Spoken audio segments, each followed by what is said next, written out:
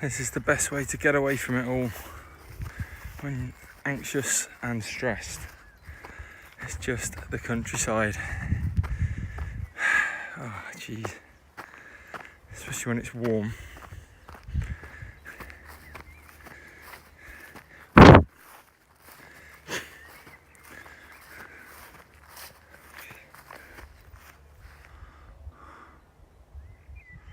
don't think you can beat this at all.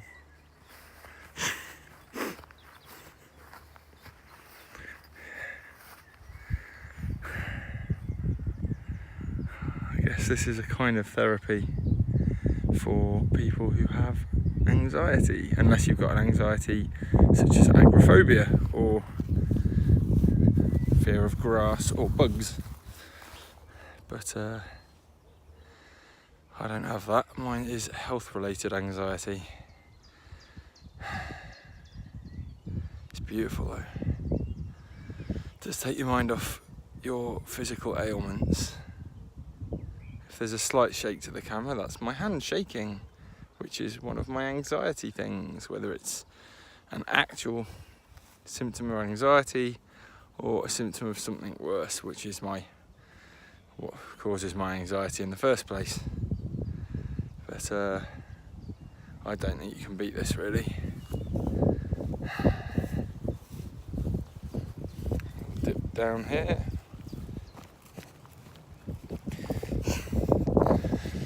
Hopefully maybe I'll do a few more videos about me dealing with anxiety, because this is it is a mental health problem, and it makes you, or gives you constant worry, unlike something like agoraphobia, where I guess if you're indoors it's not such a problem, or claustrophobia, when if you're outdoors it's not such a problem. With health anxiety, you can't get away from your own body, unfortunately, and if you're physically hypersensitive and feel every little thing, then it's going to make things worse. I don't think lack of sleep helps, particularly when you are that way inclined, which I know I am. But yeah, I don't know, if anybody else has health anxiety, maybe try and get outside and take your mind off what's inside and put your mind onto something that's outside instead. I seem to find that helps. Unfortunately, in the UK we don't have weather like this all the time. I don't think anywhere does, otherwise you wouldn't get particularly good crop growth. Yeah, being stuck in an office all day for months on end, even with breaks, if you've got anxiety, it doesn't help. If you're sitting there feeling every little sensation go through your body. In my case, I've had, weight loss in the past. I've got weight gain at the moment, but I've had weight loss. I've had severe IBS symptoms. I've had stomach problems, which has led to gastritis and acid reflux. And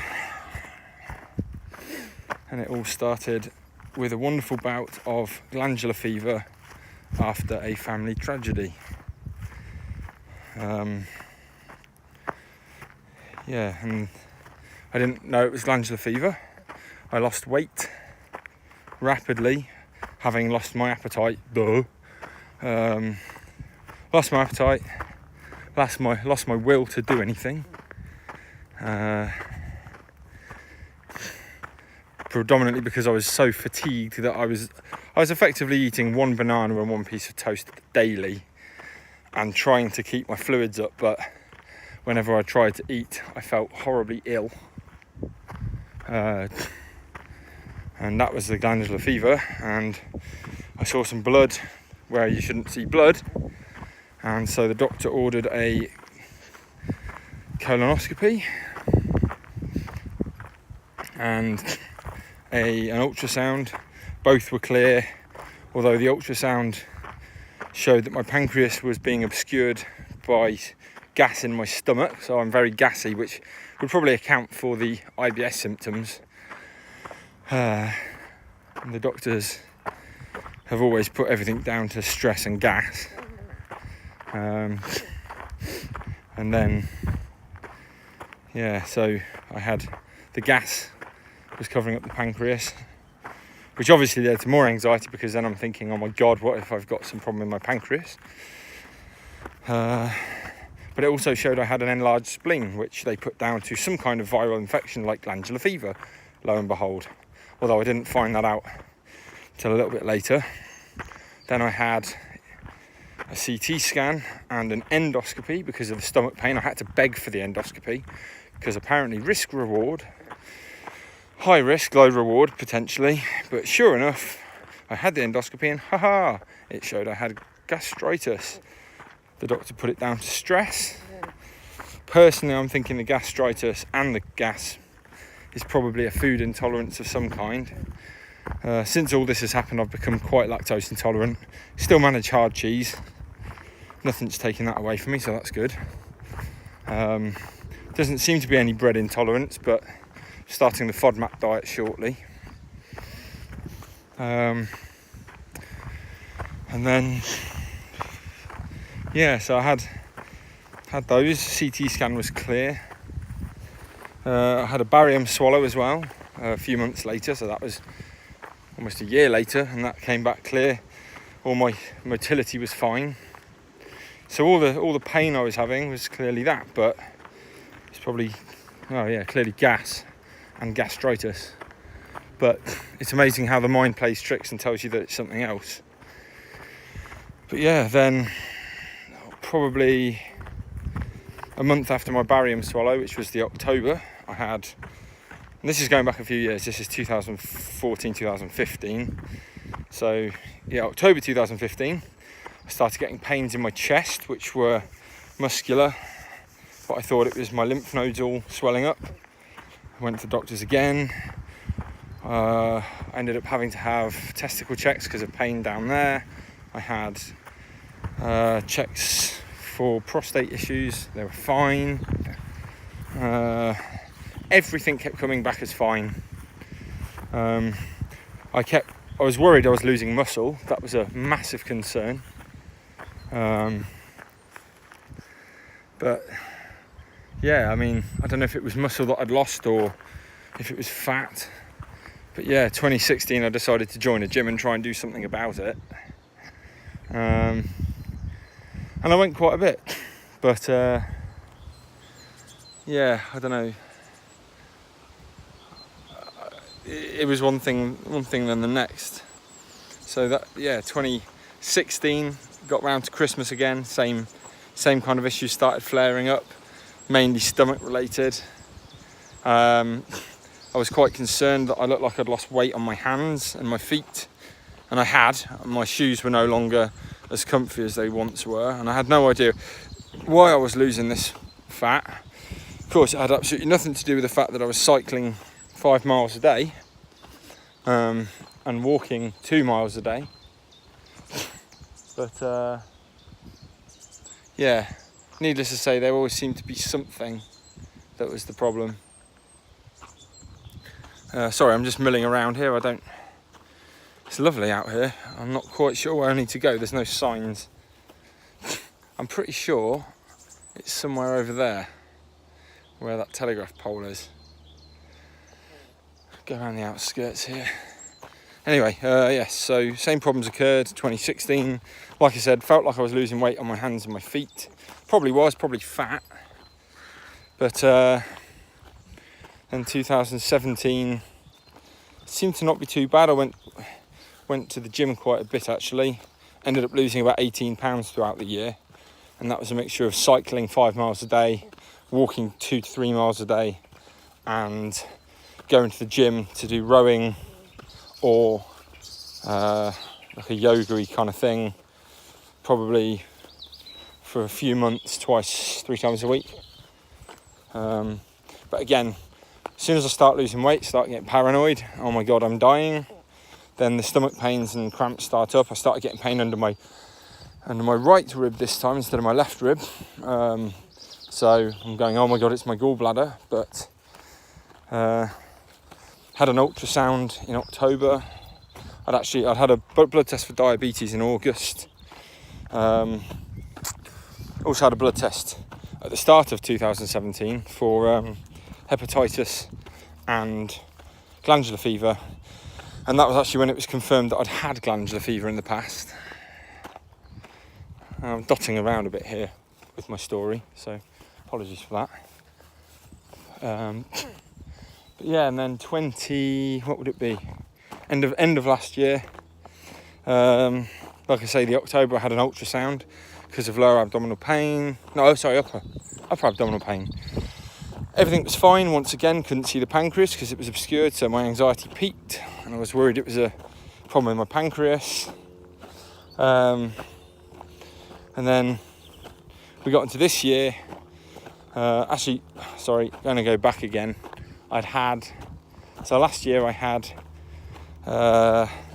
2 bouts of gastroenteritis, and I had a UTI that wouldn't go away. 2 lots of antibiotics for that one. So that's a bit of a shit field, isn't it? I guess it's probably crop rotation. But yeah, 2 bouts of UTI, yeah. So that was rubbish.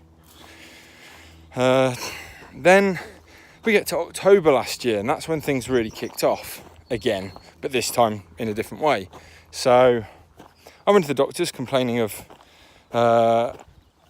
basically I'd had a sore throat on and off for months and months and months, and it kept coming and going. It was one of the initial symptoms when I had glandular fever.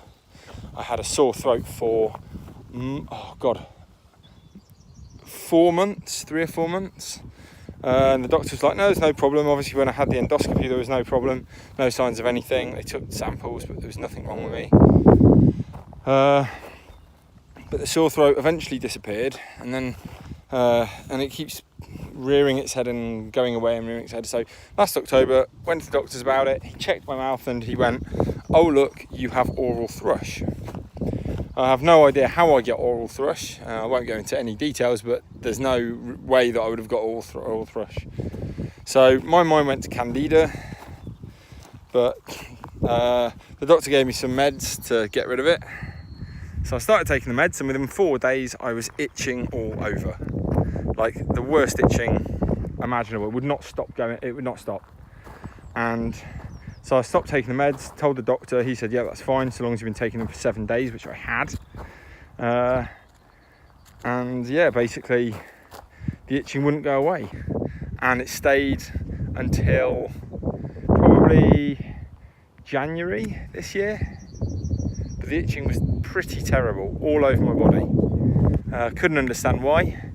Now wondering if it's like a Candida die-off or something, but whether it fucked my pancreas or my liver, I don't know, but it messed something up, which made me feel really uneasy. And that obviously heightened my anxiety even more. More health anxiety, yay! And yeah, basically made me really feel unwell. And the other thing I'd had was, as an anniversary day out, my wife and I went for a nice massage at a spa, and 2 days after having the massage, I suddenly start feeling warm sensations in my legs, like not burning, but like just warm, tender hot spots. It would come and go. It was like someone was holding a warm compress against your leg or foot or hand or something, and it was like a feeling that it was there for 5-10 seconds, then it was gone. But this kind of came and went again. I started doing yoga in January, and that seemed to ease it completely, and seeing the chiropractor, that helped as well. But it got rid of it completely. No idea what that was about. Doctor thought it was probably a trapped nerve. But about a month and a half, 2 months ago, it started coming back. So about a month after I'd stopped doing the yoga. I shouldn't have stopped doing the yoga, that was stupid, but I did because I was busy at work. So that's, don't have a lot of time with a long commute into London. But yeah, so I started having these warm spots come back again, this time more in my feet and a bit in my hands, a little bit in my chest, which was really unnerving. But I was pretty convinced that it was something to do with nerve damage from having my back thing, having a massage on my back. Sure enough, carried on going to the chiropractor. And then in April, my son decided he didn't want to sleep anymore. So my wife and I have been having real problems sleeping because of it. This was end of March, start of April. And I noticed I was getting little tremors in my hands. Particularly with my left hand, if I was gripping something tight, it would shake. Now I know that's things do shake when you grip something tight, but this was an odd kind of shaking, not something you'd expect, because it was even if I was lightly gripping something. And I kind of ignored it initially, but I'd been getting back pain as well, and then out of nowhere, severe headaches around my temples, and then aches in my joints and aches in my muscles and headaches and more back pain, upper, mid, lower, of which I'd seen the doctor for before, and the doctor actually told me she thought it was down to me having a small child, which, yeah, it's logical. But yeah, so I had that, and basically they kind of haven't stopped. So I'm still getting the tremors in my hands. Saw the doctor when I decided, well, I didn't decide, when basically my brain decided to have a meltdown last week, or week before last. And basically my brain has pretty much told me, I'm going to go this way again actually, go the other way. Yeah, my brain has decided to have a meltdown, and I felt like I'd got the flu. I was shaking, I was achy all over, I had a splitting headache, like something I've not had before. Really quite terrible. I